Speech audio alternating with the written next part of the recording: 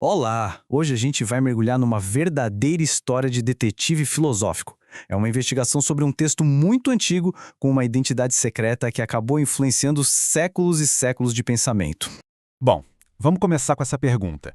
E se um texto que todo mundo considerava fundamental na filosofia fosse, na verdade, um grande caso de identidade trocada? Pensa só na confusão. Uma obra atribuída a um dos maiores filósofos de todos os tempos, mas que, na real, não era dele. É um mistério que desafiou especialistas por mais de um século.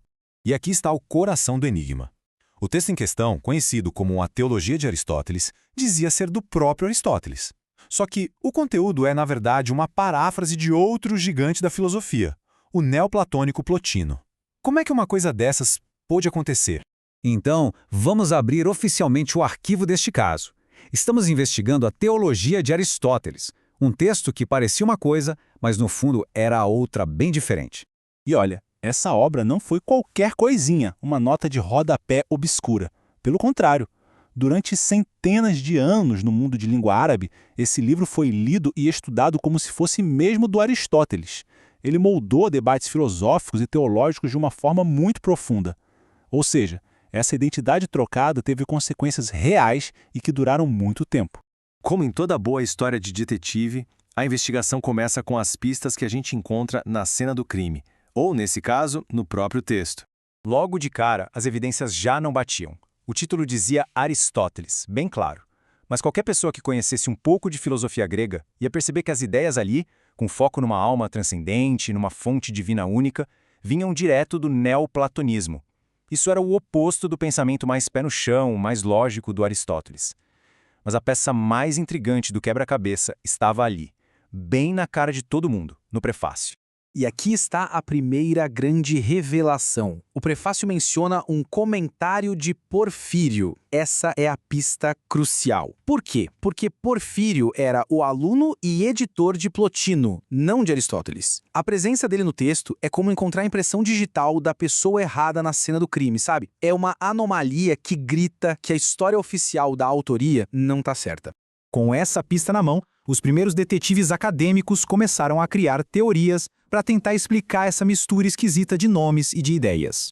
Então surgiram duas linhas de investigação. A primeira, que a gente pode chamar de teoria da conspiração, dizia que foi tudo de propósito, uma falsificação para fazer o neoplatonismo parecer aristotélico. Já a segunda teoria era mais sutil. Talvez esse texto não viesse dos escritos oficiais de Plotino, e sim de uma tradição oral, anotada por outro aluno. As duas tentavam explicar a presença do Porfírio, mas de jeitos bem diferentes.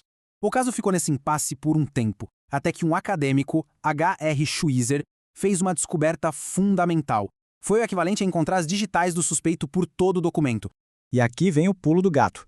O Schweitzer percebeu que a estrutura do texto árabe só fazia sentido se tivesse vindo da versão editada por Porfírio. O jeito que o Porfírio cortou o texto original do Plotino deixou uma espécie de cicatriz textual. E o texto árabe começa exatamente nessa cicatriz, provando, sem sombra de dúvida, que a fonte não era o manuscrito original do Plotino nem anotações de aula, mas sim a edição final feita por Porfírio. Isso foi um divisor de águas. De repente, Porfírio deixou de ser só um nome no prefácio para se tornar o centro da investigação. A pergunta mudou completamente. Ele não era mais só uma testemunha. Agora ele era o principal suspeito. Com essa nova evidência, uma teoria muito mais forte começou a se formar. A de que Porfírio não foi apenas o editor da fonte, mas o próprio autor dessa paráfrase em árabe. Os estudiosos começaram a achar as digitais filosóficas do Porfírio por todo o texto. Conceitos que são a cara do pensamento dele, mas não do mestre Plotino, aparecem direto na teologia. Isso ia muito além de uma simples edição. Sugeria uma autoria, alguém que não estava só parafraseando, mas também colocando ali as suas próprias ideias. O acadêmico Shlomo Pines resumiu isso perfeitamente. Se o prefácio diz que Porfírio é o comentarista e o texto está cheio de ideias que são tipicamente dele, bom, a conclusão mais simples é que foi ele mesmo quem as colocou lá. O caso parecia estar se fechando.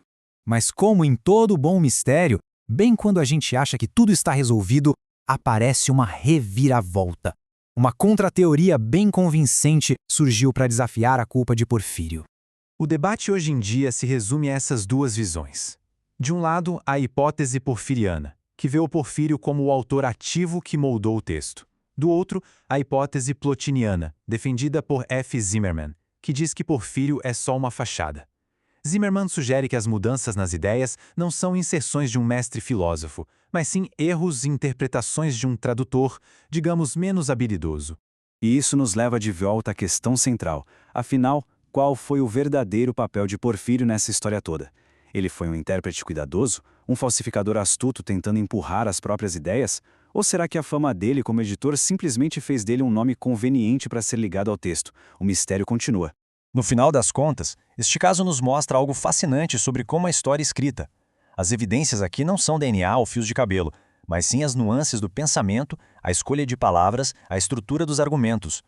Resolver esse mistério não é só descobrir quem foi, mas é entender como as ideias viajam, se transformam e, às vezes, até se disfarçam ao longo dos séculos.